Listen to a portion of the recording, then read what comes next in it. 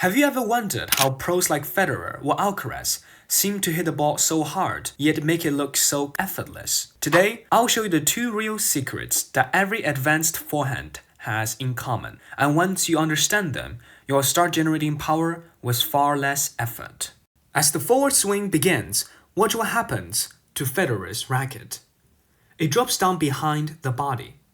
Now, here's the key. The wrist starts to move forward, but the racket head stays back. The ball cap points towards the ball, while the racket head points the other way. It's almost as if he's leading with the handle.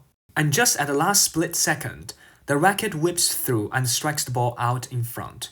That's the wrist lag. But what exactly is happening here? Let's break it down and show how you can do it too. The wrists can bend forward, which is called flexion, or backward, which is extension. The forearm can supinate, which is rotating outward, and it can pronate, which is rotating inward.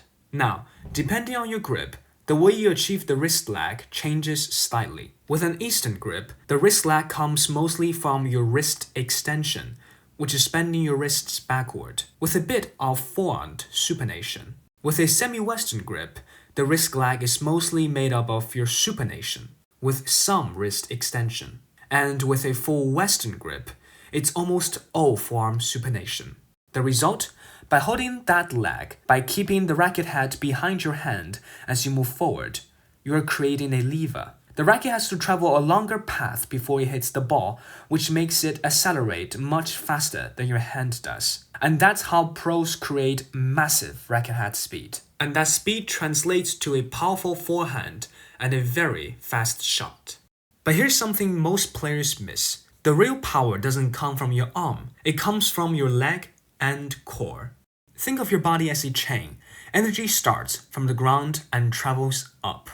Let's see how that happens, step by step. See how Djokovic starts his forehand with most of his weight on the back leg. His knees are slightly bent and his body coiled to his hitting side. Remember, your muscles are elastic, like a spring. So by bending your knees and coiling your body, you're compressing and storing energy in the spring, which will be released later. Now, as the ball approaches, watch how the chain reaction begins. First, the back heel lifts. That's your signal to uncoil.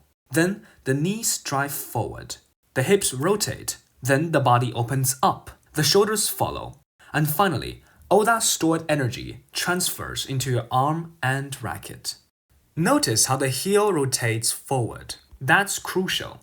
This is what lets your hip rotate from facing the side to facing the front and send power forward into the shot.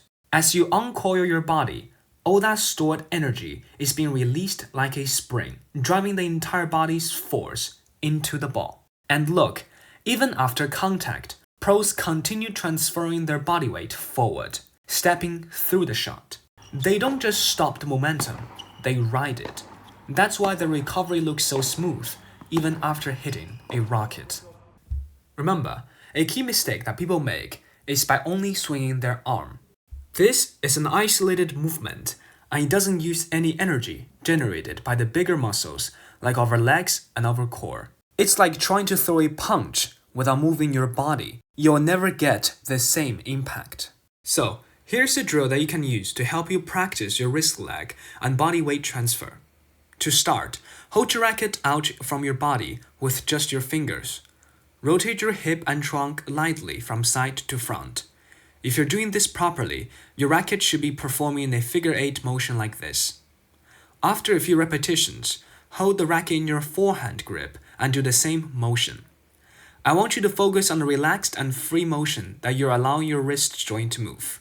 This is how the motion should be in the actual stroke. Once you really feel comfortable with this, it's time for the last progression. Step forward with your left foot and hit the forehand doing the same motion you just practiced. I want you to really focus on using your hip and leg muscles to rotate and push your body forward. Repeat this motion. This exercise will help you achieve the wrist lag and utilize your body weight transfer more intuitively. If you found this video helpful, hit the like button and subscribe for more deep dive breakdowns like this. As always, thank you for watching.